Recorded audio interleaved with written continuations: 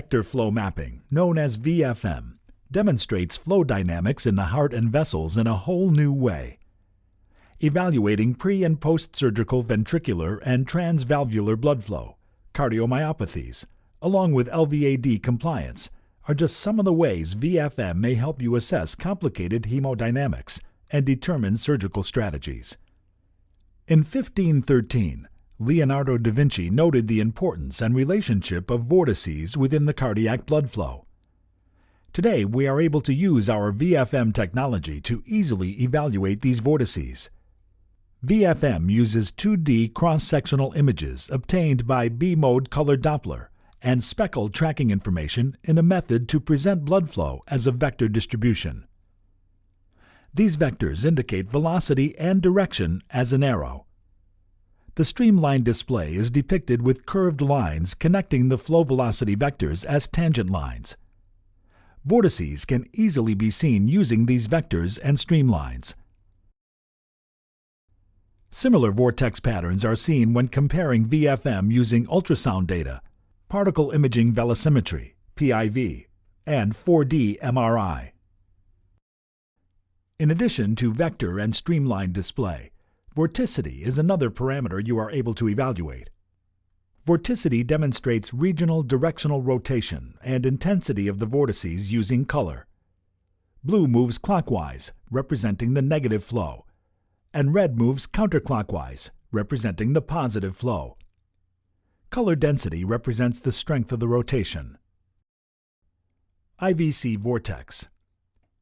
Examining a vortex during the isovolumic contraction period illustrates how the vortex aids in the formation of proper blood flow in the heart by preventing flow separation.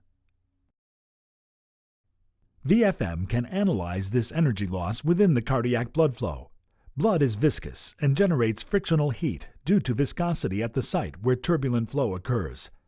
The energy of this frictional heat is called energy loss of blood flow. Using the circulation analysis within VFM, the position, size, and intensity of the vortex is automatically detected and analyzed. Clinical cases. Looking at a normal case, we can see that vortices are produced around anterior and posterior mitral leaflet at early diastole. The vortex by the posterior leaflet disappears, but the vortex by anterior leaflet persists. A diastolic vortex ring appears to function as a temporary kinetic energy reservoir during the pre-ejection phase that supports blood redirection into the outflow tract and generates a force that initiates timely closure of the mitral valve. At early systole, the rotating blood flow is redirected towards the outflow tract. Vortex disappears at mid-late systole, and the systolic outflow is unidirectional and laminar. Intraventricular blood flow is optimized to facilitate efficient systolic ejection of blood. This dilated cardiomyopathy case shows the vortex motion during systole, not moving flow properly into the aorta. Vector, streamline, and vorticity provide further visualization of blood flow in a dilated cardiomyopathy. Aortic insufficiency. Aortic insufficiency is illustrated using flow vectors with energy loss. Non-compaction cardiomyopathy is a rare congenital cardiomyopathy.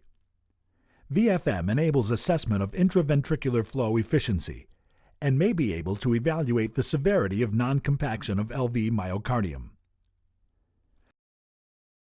Vorticity and streamlines of the vortex flow during the diastolic phase after mitral valve surgery clearly illustrate blood flow patterns. Post-mechanical or bioprosthetic valve surgery vortices demonstrate distinct vortex patterns based on the valve type and placement. In addition, mitral valveplasty physiological vortices can be evaluated post-surgery.